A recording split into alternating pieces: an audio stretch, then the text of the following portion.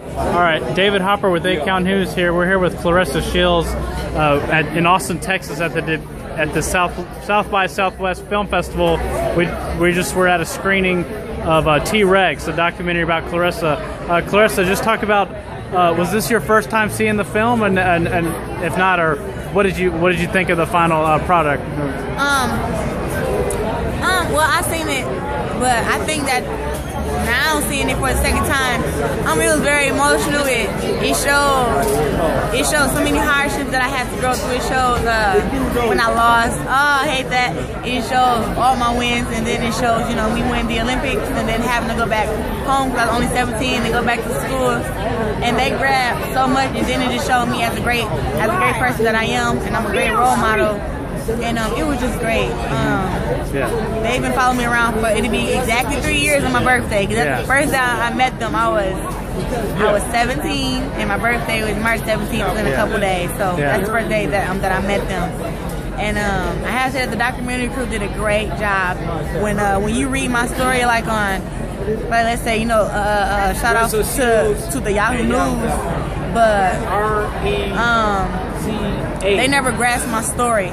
And today I have to say that the T-Rex film, that is exactly what my story is. I'm a product of Flint, you know, and my coach did a great job with me. And it just shows that kids who live in rough areas, that when they if they get into a sport, that they won't all go down a wrong path. Yeah, I think the first time I heard about you was actually a piece in the New Yorker several years ago, a real long piece, and that told a good bit of your story. But I think there's no real replacement for film, and as far as, you know, actually seeing you. And like you said, it's a very powerful documentary. Showed your rise before the Olympics to after the Olympics.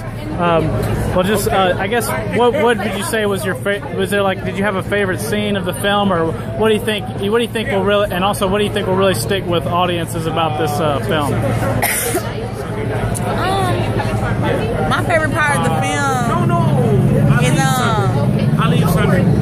you gotta be when I won the Olympics, because me and my coach, he's not my coach anymore, but when he was my coach, it was like nothing was ever good enough for him. You know, no matter how many times I won or how good I did, it was never good enough. And it seemed like when I won the Olympic gold medal, it was good enough. So he was satisfied with me, and I was satisfied that I was able to satisfy him in the way that he wanted to be satisfied with me winning the Olympic gold medal, because it was both of our dreams. So just to see like that we had conquered that dream together, that's one of my favorite scenes. And also I got to see when I'm fighting in the ring, it's so many times where I want to be the person watching. You know, I want to be watching myself, you know, box, and I'm never able to do that. But I was able to watch me box because it showed my family back at home for the Olympics, and they were watching me fight, and I just seen how much hope and faith that they had in me, and that's one of my scenes that I love too. So. Awesome. And like you said, this past November you won the World Championships. You've got your eyes on the 2016 Olympics. Yes, having already won the gold medal, do you feel like you'll be even more confident this time around? And talk a little bit about your training preparation for the 2016 Olympics. Well, I'm always going to be confident, but I always go in the ring, whoever I fight, I feel like I'm the underdog. So that's how I train. I train like I'm the underdog who have to fight against the champion, so I can go out there and overperform, you know, overachieve my goals. So going to 2016, of course I'm going to have confidence, but I'm going to train harder for 2016 than I did 2012. And just with that being said, I'm not taking anyone, you know, as a joke. I hope nobody's taking me as a joke. And after that, after I win the Olympics again, I'm claiming it as already claimed.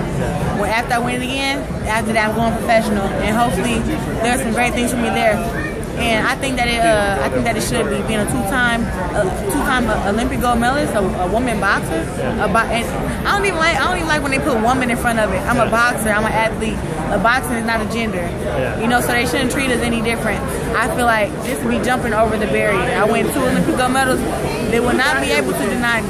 They can. Great. I guess, and also I wanted to ask you a prediction for Mayweather-Pacquiao. I'm sure you're looking forward to that fight, but how do you see that one going? I see the Floyd Mayweather fight going in favor of Mayweather. Pacquiao is a great fighter, no doubt. But Mayweather is is a better fighter to me. And I always tell everybody when they ask me this, when I think Mayweather is going to be too strong for Pacquiao, for the fact that Manuel Marquez fought against Pacquiao. They always have wars. Floyd Mayweather fought against Juan Manuel and beat him bad. Easy. Yeah. And I think that Juan he's a better fighter than Pacquiao, but Pacquiao just always brings it to him and he makes it a war, and he always ends up getting cut in it, and it's a bloody fight.